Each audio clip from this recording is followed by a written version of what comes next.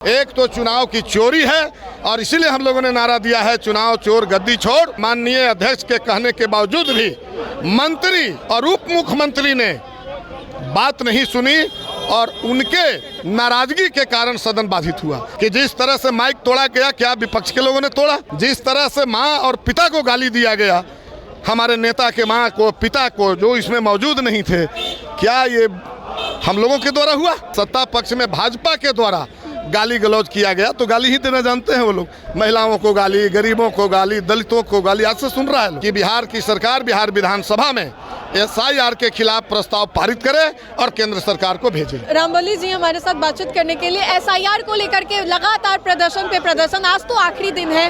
इससे बड़ा मुद्दा इस देश के लिए, इस बिहार के लिए नहीं हो सकता। वोटर लिस्ट में जिनका नाम था, इतना दिन ये सरकार आनंद ली। 20 साल नीतीश कुमार जी इन्हीं वोटरों के बल पर चुन करके आए।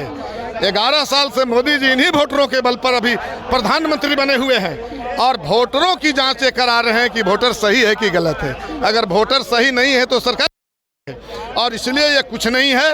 एक तो चुनाव की चोरी है और इसीलिए हम लोगों ने नारा दिया है चुनाव चोर गद्दी छोड़।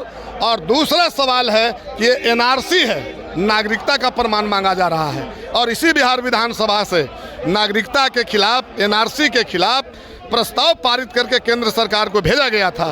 तो आज हमारी मांग है कि बिहार की सरकार बिहार विधानसभा में SIR के खिलाफ प्रस्ताव पारित करे और केंद्र सरकार को भेजे। अच्छा रामबली जी, सत्र का आज आखिरी दिन है, लेकिन सत्र खत्म होने से पहले, एक दिन पहले कल सदन में बहुत हंगामा हुआ। आरोप तेजस्वी के द्वारा लगाया गया कि गाली दिया गया है, सदन में मर्यादा तो तार तार कर दिया गया। पूरे बिहार ने देखा कि किस तरह से आमतौर पर शिकायतें आती थी कि विपक्ष द्वारा बाधित किया जाता है सदन को, लेकिन दोनों ही दिन आपने देखा कि अध्यक्ष महोदय के, माननीय अध्यक्ष के कहने के बावजूद भी मंत्री और उप मुख्यमंत्री ने बात नहीं सुनी और उनके नाराजगी के कारण सदन बाधित हुआ। कल भी आपने देखा कि जिस तरह से माइक तोड़ा गया, क्या विपक्ष के लोगों ने तोड़ा? जिस तरह से माँ और पिता को गाली दिया गया, हमारे नेता के माँ को, पिता को, जो इसमें मौजूद नहीं थे, क्या ये हम लोगों के द्वारा हुआ? उकसाने की कोशिश की जा रही थी, भड़काने की विपक्ष को।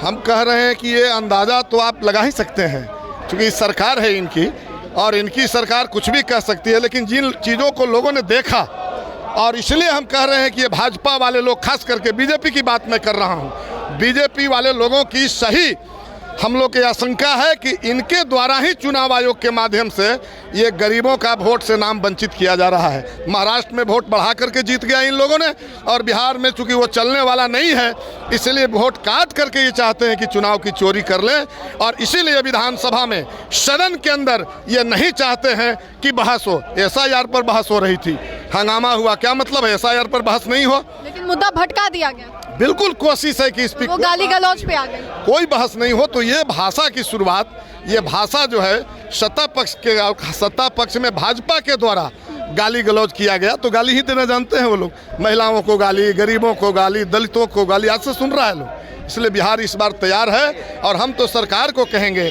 कि आपकी पोल खुल जाएगी।